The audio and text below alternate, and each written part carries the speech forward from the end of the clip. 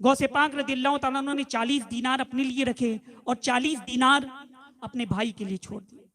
उनकी वालिदा ने गुदड़ी में वो 40 दीनार सिल दिए और जाते वक्त रखते सफर जब बांधा तो एक अहद लिया कि बेटा अब्दुल कादिर, कभी जबान से झूठ ना बोलना, जिंदगी में कभी झूठ ना बोलना, हमेशा सच बोलना, चाहे कोई भी मौका हो हमेशा सच बोलना। हुजूर गौसे पाक रज़ियल्लाहु ताला अन्हु ने यह अहद कर लिया।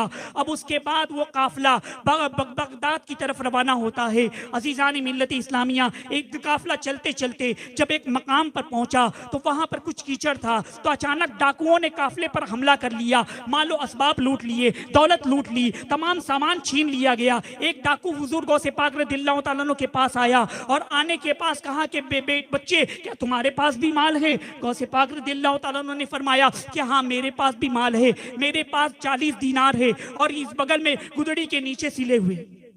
वो डाकू हैरान रह गया। उसने कहा कि बेटा, लोग हमसे माल छुपाते हैं, दौलत छुपाते हैं, लेकिन तुम तो हमें बता रहे हो, यकीनन तुम मजाक कर रहे होंगे। वो चला गया।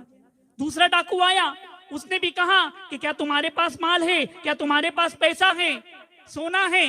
हुजूर गौसे पाक रज़ियल्लाहु ताला अन्हु ने सच सच कहा कि मेरे पास 40 दीनार मौजूद हैं। वो भी परेशान हो गया कि लोग छुपाते हैं और ये बता रहे हैं। वो समझा कि मजाक है, वो भी चला गया। जब तमाम काफिले का माल और असबाब लूट लिया गया, तमाम माल और दौलत सरदार के पास जमा की गई, डाकुओं के सरदार को हुजूर गौसे पाक रज़ियल्लाहु ताला अन्हु के अहवाल से वाबिस्ता वो आशना कराया गया और कहा कि ऐसा ऐसा मामला है। हुजूर गौसे पाक रज़ियल्लाहु ताला अन्हु को सरदार ने बुलाया और कहा कि क्या तुम्हारे पास भी माल है, क्या तुम्हारे पास भी पैसा है? हुजूर गौसे पाक रज़ियल्लाहु ताला अन्हु ने फरमाया कि हाँ, मेरे पास 40 दीनार है। कहा कि कहाँ है?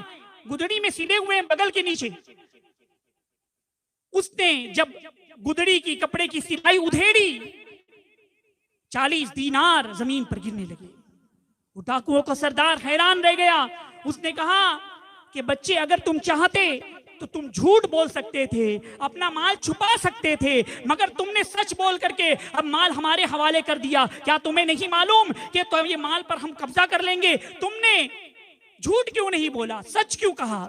हुजूर गौसे पाक रज़ियल्लाहु ताला अन्हु ने फरमाया कि जब मैं सफर पर लौट रहा था तो मैंने अपनी माँ से अहद किया था कि माँ ने कहा कि बेटा, कभी झूठ ना बोलना, हमेशा सच बोलना। तो माँ से किया हुआ अहद मैं उसी का पाबंद हूँ और जिंदगी भर पाबंद रहूंगा। वो डाकू के सरदार पर गौसे पाक रज़ियल्लाहु ताला अन्हु की इस बात का इतना असर हुआ कि उसकी आंखें अश्कबार हो गई। उसने कहा कि हमने जो अल्लाह के साथ अहद किया था, हमारे साथ जो अल्लाह का फरमान था, जिंदगी भर हम अल्लाह का फरमान टालते रहे, अल्लाह के फरमान की खिलाफ वर्जी करते रहे, अल्लाह के फरमुदात के खिलाफ जिंदगी गुजारते रहे। और तुम अपनी माँ के साथ अहद के कितने पाबंद हो और हम अल्लाह के कितना खिलाफ जिंदगी गुजार रहे हैं। डाकू पर इतना असर हुआ कि उसने गौसे पाक रज़ियल्लाहु ताला अन्हु के कदमों पर गिर जाता है, माफी मांगता है और सिद्क दिल से तौबा करता है। जितने उसके साथ चेले थे, तकरीबन 60 डाकू मौजूद थे, सब के सब गौसे पाक रज़ियल्लाहु ताला अन्हु के हाथों पर तौबा करते हैं।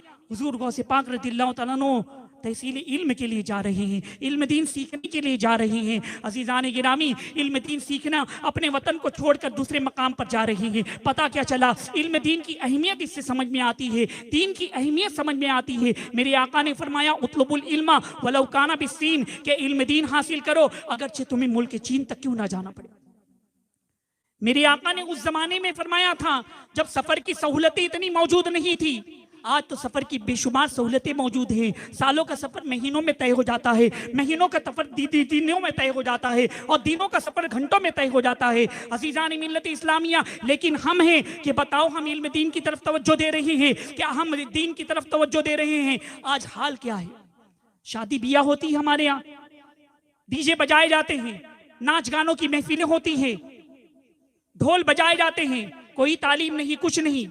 कम से कम उनको तालीम बताते, उनको बताते कि जिंदगी की नई शुरुआत है, मिलाद मुस्तफ़ा से कर लो, नबी की नात से कर लो, मनकबत से कर लो, दुरूद सलाम के पेश कर लो, जिंदगी भर खुशियां रहेंगी, जिंदगी भर इसकी बरकतें हासिल होंगी।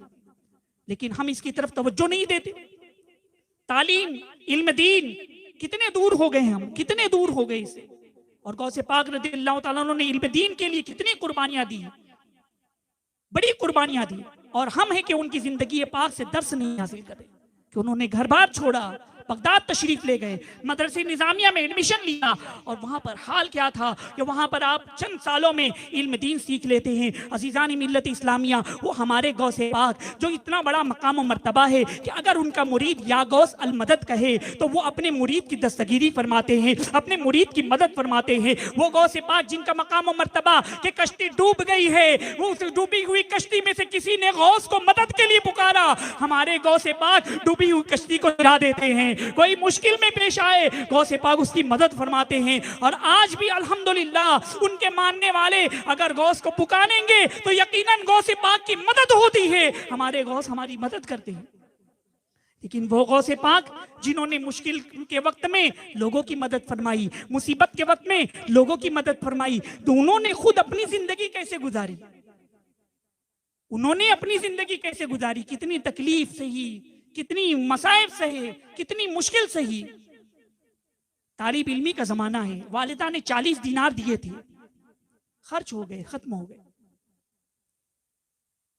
अब भूखे हैं, प्यासे हैं।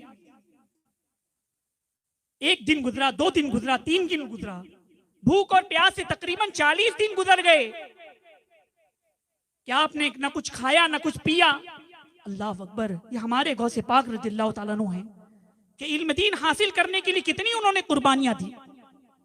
ये 40 दिन के भूखे प्यासे हैं, मस्जिद में तशरीफ लाए तो देखा कि एक शख्स